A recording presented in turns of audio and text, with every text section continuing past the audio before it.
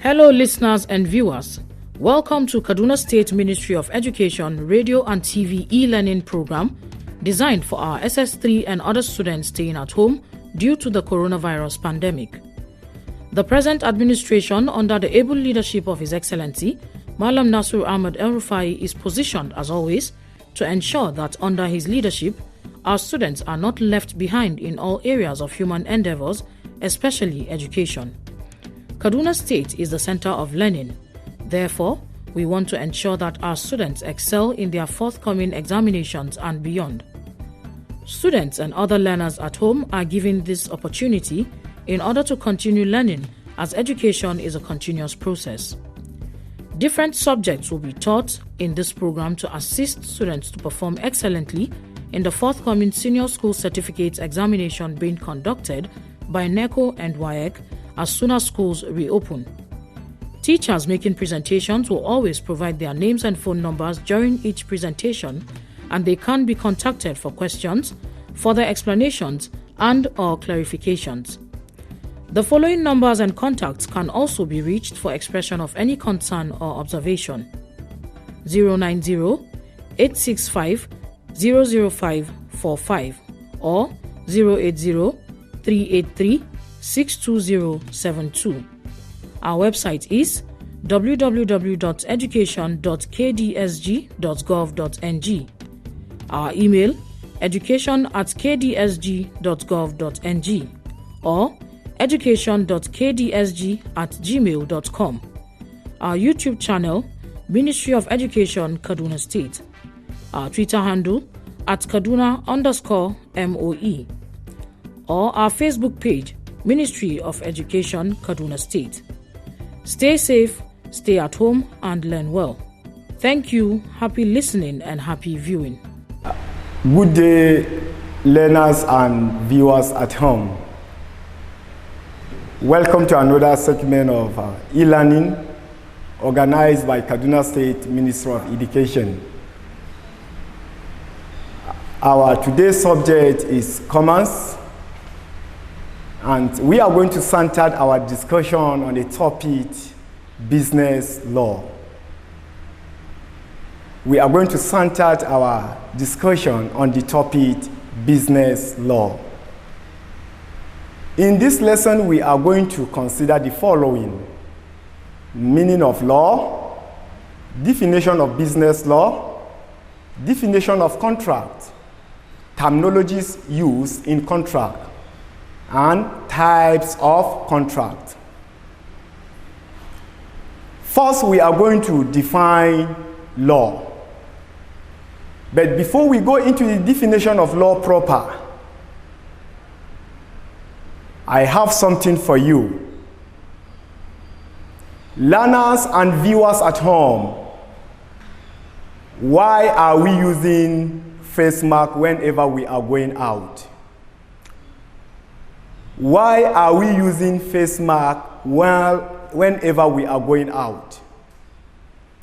The essence of using face mask whenever we are going out is for our own safety. Because there is a law which says that at this very period of COVID-19, any citizen that is going out must ensure he wear his or her face masks.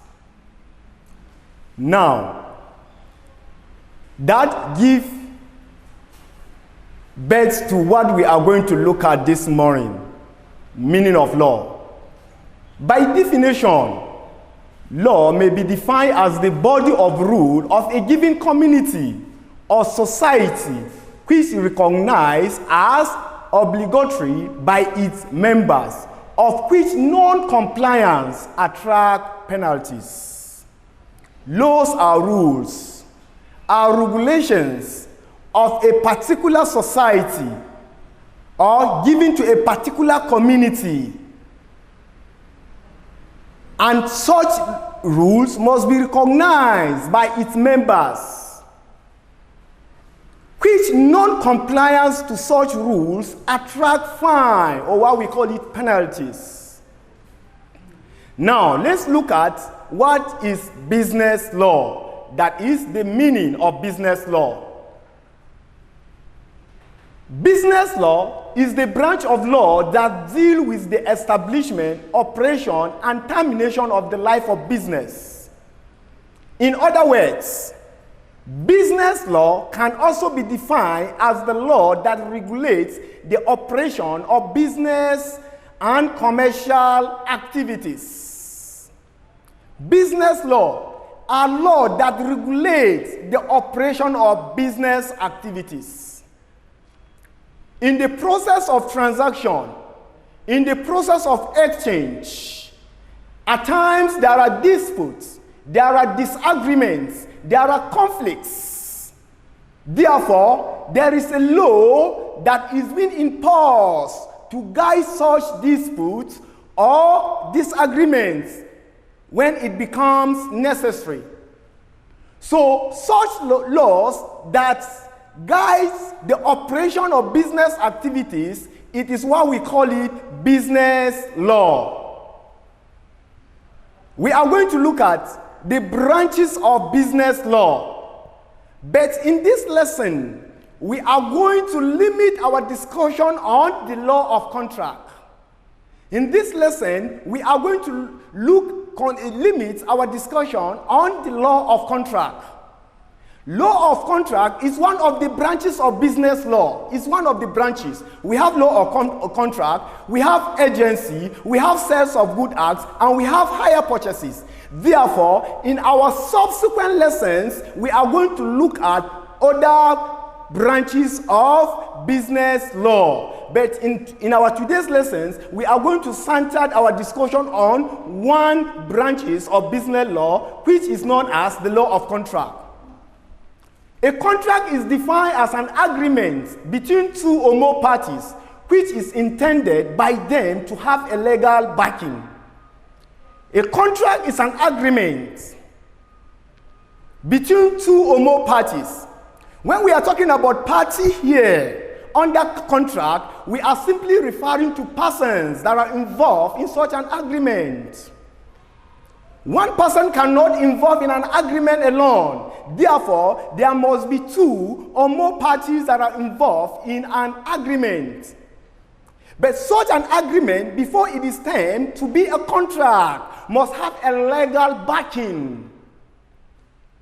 So, in other words, contract can be defined as a promise or set of promises that law will enforce. One key thing or one variable under the definition of contract is that it must be recognized by law. It must be enforceable by law. So all contracts are agreements, but not all agreements are contracts.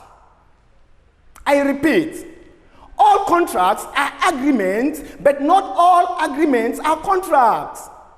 We have domestic agreements between a husband and a wife, or an agreement between a father and a son. These are domestic agreements, which law does not recognize them.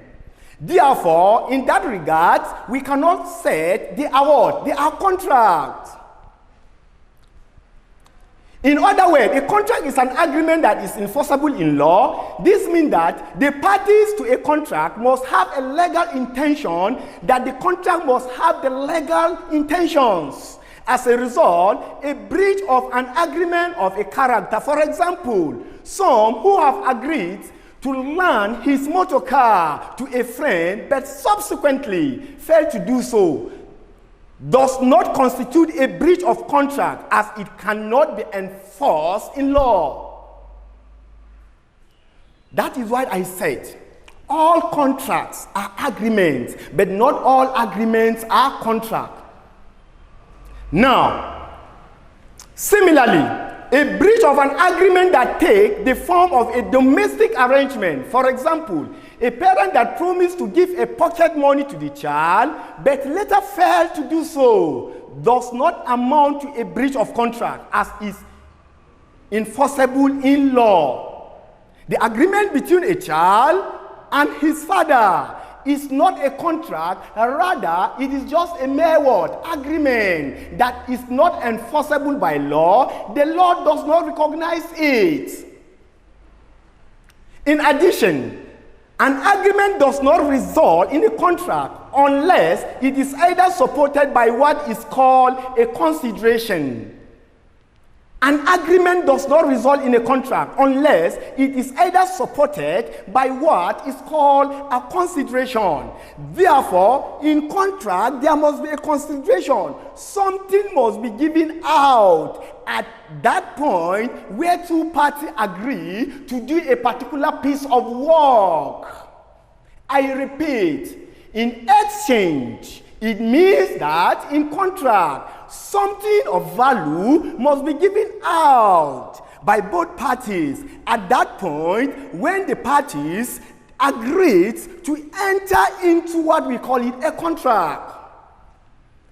Now let's look at the terminologies used in contract. There are certain terms that are used in contract. One, party. This refers to each person or group of persons in a contract. As I earlier said, that party or parties refers to persons that are involved in what? In such a contract. Two, we also have offer. This refers to the proposal of a contract. An invitation to enter into a valid contract is what we call it an offer. One of the stages that are involved in the formation of a contract is an offer. Somebody must make an offer, and that's why I said offer is just a proposal of a contract.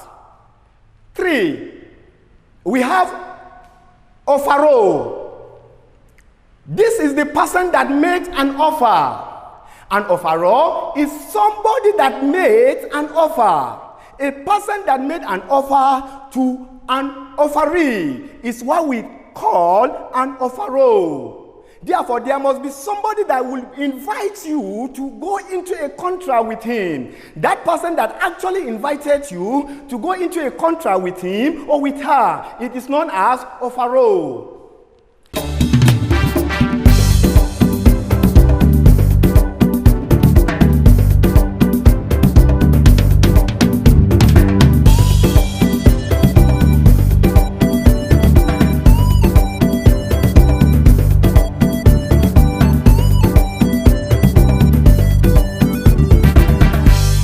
Then we have offeree. This is the person to whom the offer is made. An offeree is the person to whom the offer is made. When an offer is being made by an offeror to an offeree, it is expected at the end of the day for the offeree to accept the offer. Then we have a minor, that is number 5. This is an infant who is under 18 years of age.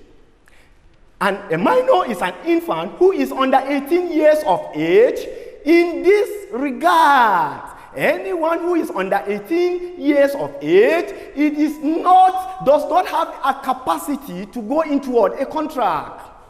Such a person under contract is known as a minor. Now let's look at number 6, landlord or lessee. Landlord or lessee. This is a party in contract who agree that another party will occupy his house upon payment of an agreed amount for a given period of time. And a landlord or a lessee is someone who gave his house to another person in exchange of money for that person to occupy his house for a given period of time. The 7th one is the tenant or of the lessee. This is a party in a contract who agree to pay an agreed amount in order to occupy the house of another party for a given period of time. Those people who stay in other people's houses under contract, we call them tenants. And there must be a consideration. Remember, I said all contracts are agreements, but not all agreements are contract. Therefore, in this case, there must be an agreement between a tenant and a landlord for money consideration. Then we have the 8th one, invitation to trade. This is an invitation to another person to make an offer. It is not an offer. Therefore, it cannot be accepted. At this very point in time, when somebody displays his goods in a shop, it's what we call it an invitation to trade. It is not an offer yet. Therefore, it may not be accepted. Then, the last one, that is damages. This is compensation awarded by a court of law to a plaintiff who has suffered loss as a result of an act of a defendant.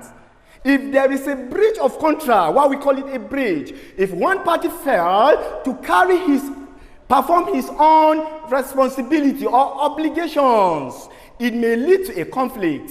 And if such a contract is a valid contract, therefore, such a case must be taken to the law or to the court, and therefore, you may be asked to pay what we call it a damage if you fail to perform your onward obligation.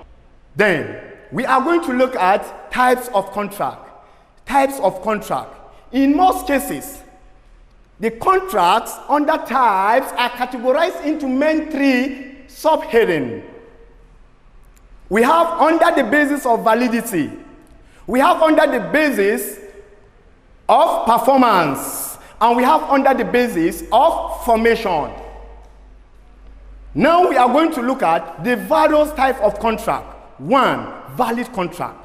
This is an agreement which is enforceable by law. It's a valid contract. In other words, valid contract is an agreement in which the parties are legally bound to carry their obligation. Any agreement that law recognizes is what we call it a valid contract. A contract that does not recognized by law is not a valid contract. The second type of contract is what we call it void contract. The contract which is no longer enforceable in the court of law is a void one. A void one is an opposite of a valid contract. A contract that does not or is not enforceable by law, it is considered as a void contract. The third one is what we call it voidable contract. The third types of contract is what we call it voidable contract. A voidable contract, by definition, is a contract in which one of the parties to the contract has a choice to avoid performing his part. Then it's termed as a voidable contract. If one of the parties fails to perform his obligation, if one of the parties fails to perform his own part in the agreement in which is already enforced, such a contract becomes what we call it a voidable contract. Then it is termed as voidable contract when the consent of the party is not free. The contract becomes voidable at the option of the aggrieved party. The fourth type of contract is what we call it express contract. Express contract. When the time of the contract as expressed orally or in writing it is known as an express contract. If you want to enter into an agreement with another party, if an offer is being made in a written form or in an oral form, it is considered to be an express contract. So contract could be what? In written form. Could also be what? Orally. It is not necessary that contract must be in written form, provided such contracts are enforceable by law. Such contracts have what we call it a legal backing. Either it is written or it is orally accepted by the parties. It is known as an express contract. The fifth one is what we call it a legal contract. Learners and viewers at home, from the word illegal, it means there are some agreements that parties are not supposed to agree upon. There are some arrangements that people made which are illegal in nature. Any agreement that is not legal becomes illegal. Therefore, even under contract, there are some contracts, we term them as illegal contract. A contract which is forbidden by law is termed as an illegal contract. For example, an agreement made for illegal activities which include prostitution does not have a legal backing. Therefore, such an agreement is illegal. Prostitution. We also have gambling. Learners, have it at the back of your mind that gambling is an illegal contract. Therefore, we should not, or we should avoid going into such agreements because they are illegal in nature. And also, employment contracts that permit the hiring of underage workers. You don't go into a contract with somebody that lacks the capacity. Underage workers. Employment that has to do with underage worker is a contract. But indeed, it is also what? An illegal. The law does not recognize it. Then, the sixth one is unenforceable contract. Unenforceable contract. The contract whose substance is good, valid, but due to some issues, it is not enforceable. It is called unenforceable contract. Despite the fact that the substance involved in such a contract is okay, everything is valid. But if such a contract is not enforceable by law, it is considered as unenforceable contract. For example, when one or both parties to a contract lack capacities. When one or both parties lack capacities. You don't have a capacity to go into a contract, like a minor, somebody that is under 18 years by age, you are not supposed to go into a contract with him or with her. And also, if one of the parties enters into a contract with another party under duress. If you go into a contract with somebody under duress, under undue influence, maybe somebody coerces you, you don't have you don't have the zeal. It was under duress. Under duress, you were being forced, you were being influenced to go into it, not that you want to go into it. Such a contract is unenforceable contract. The seventh one is what we call it implied contract. This is a contract which is entered into through the act and conduct of the party. The time of agreements are not shown by oral or written declarations. For example, a person who is getting his hair cut in a barber's shop actually desires the service and is willing to pay for it. So by the conduct of another party, you may choose to enter into a contract with that party. It is known as implied contract. Then we have executed contract. When the contract is performed, it is known as executed contract. I enter into an agreement with you. We have fulfilled the performance, consideration, everything is done. At the end of that contract, such a contract becomes what we call it an executed contract. Then the ninth one is what we call it executory contract. Contracts that are meant to be performed in future. Contracts that are meant to be performed in future is what we call it executory contract. And under executory contract, we have what we call it unilateral contract and bilateral contract. We have come to the end of our lessons. But in these lessons, we have discussed the following. Meaning of contract. Meaning of contract. Meaning or definition of law. Definition of business law. And terminologies used in contract. And finally, we also talk about the types of contract. We also talk about the type of contract. Learners and viewers at home, you can pick your pens and your papers and take the following assignment. It will keep you busy and will continue to refresh your memory. 1. What is business law? 2. What is a contract? 3. List 8 types of contract and explain any 4. Okay, take the assignment again. 1. What is business law? 2. What is a contract? 3. List 8 types of contract and explain any 4.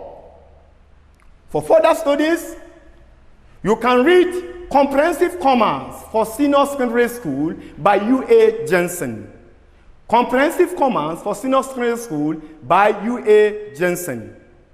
For inquiries and the submission of assignments, I still remain my humble self, Yari Zakaria, and you can contact me through the following numbers, phone numbers. 1, 080-6569-4134. Or you can contact my colleague, Abbas Shehu, with this contact number, 081-00-127508. Or you can contact another colleague by name Zena Abdul Karim with this phone number 080-3284-7167. I still remain my humble self, Yari Zakaria. For more inquiries, contact me through this number 080-6569-4134. Learners at home and viewers at home, please stay home, stay safe, keep learning. COVID-19 is real. Thank you for listening. Meet you in our next lesson.